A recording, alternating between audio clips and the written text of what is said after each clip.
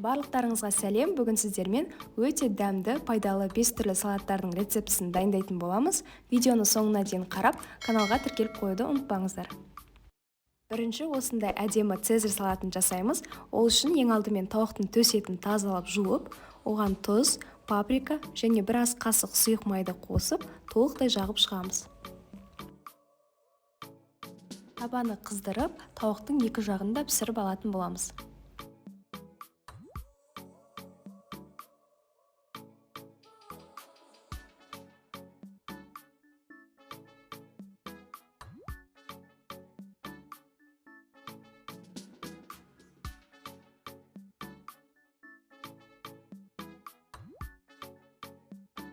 Екі-үш бөлік нанды 4 бұрыш етіп турап, оған паприка, сұйық майды қосып, жақсылап араластырып, қызып тұрған 200 градус пешке 5 минутқа салып аламыз.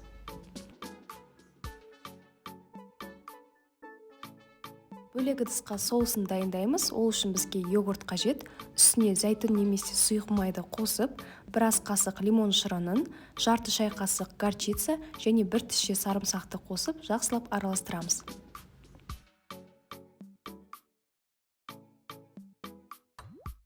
Орташа көлемді айсберг капустасын тазалап жуып, қолымызбен үзіп саламыз. Үстіне соусты жағып, піскен тауық еттерін турап қосамыз. Тағы да үстіне соус, одан соң піскен жұмыртқаларды, черри қызанақтарын және сухариді қосатын боламыз.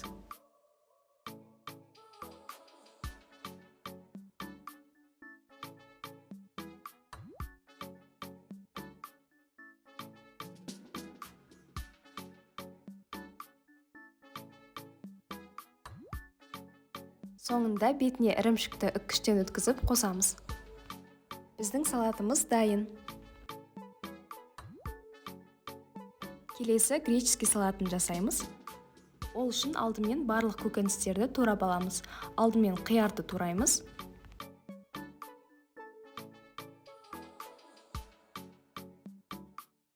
Болгар бұрышын ұзынша етіп турап шығамыз.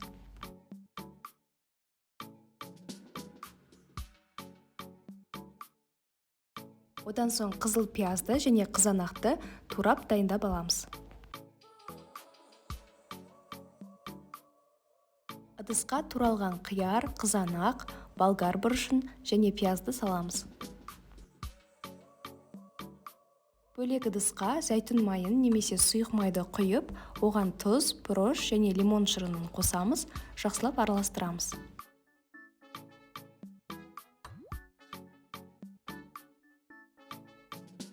Туралған көкөністердің үстіне майды құйып, барлығын жақсылап араластырамыз.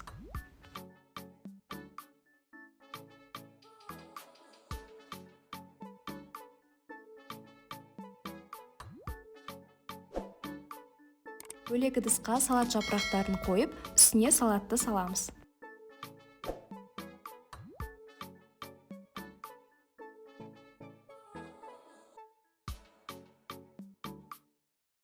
Бетіне осындай фетакса немесе брынза қоссаңыздар болады.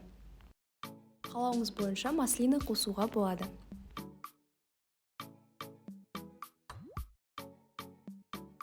Біздің салатымыз дайын.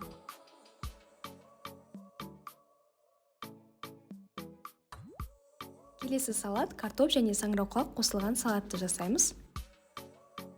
Картопты алдын ала пісіріп алып, 4 бұрыш етіп турап аламыз. Одан соң тұздалған қиярды да майдалап 4 бұрыш етіп тураймыз. Ыдысқа туралған картопты, қиярды, консервіленген саңырауқұлақ, кукуруза және салат жапырақтарын саламыз. Енді соусын жасаймыз. Оған аздаған укроп немесе петрушканы алып, аздап тұз қосамыз және қаймақты қосып, блендермен жақсылап араластырамыз. Біздің соусымыз дайын. Оны салатқа құйып, барлығын жақсылап араластырамыз.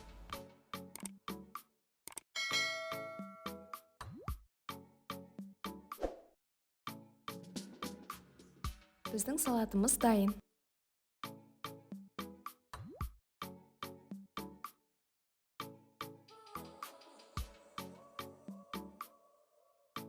Келесі ет қосылған салатты жасаймыз.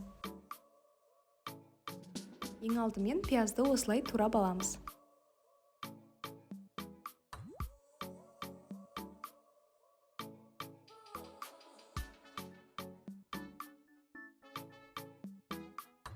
Одан соң қиярды видеода көрсетілгендей турап шығамыз.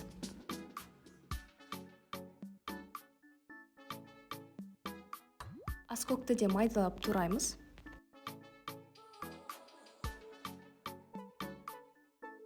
Етті алдын ала пісіріп алдым, оны да осылай турап дайындап аламыз.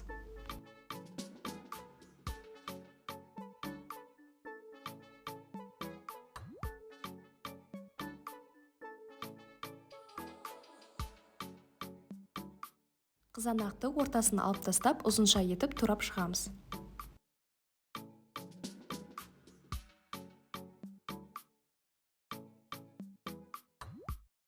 Табаны қыздырып, май құйып, пиязды қуырамыз.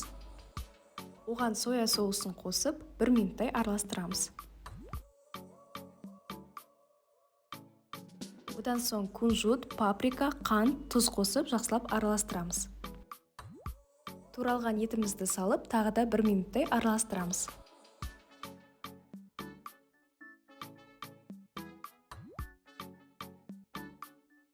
Ыдысқа туралған қиярды, қызанақты, аскөк және қуырылған етті қосып, жақсылап араластырамыз.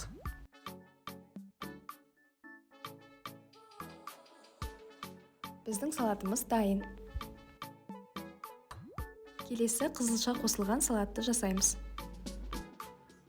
Алдымен пиязды жұқалап турап аламыз. Одан соң аскөкті тураймыз. Қызылшаны алдын ала пісіріп алып, оны 4 бұрыш етіп турап шығамыз.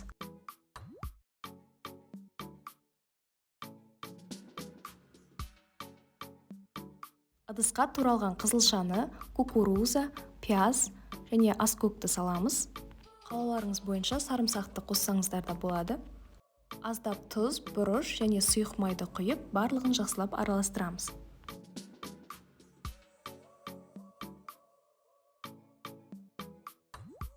Біздің қызылша қосылған салатымыз дайын.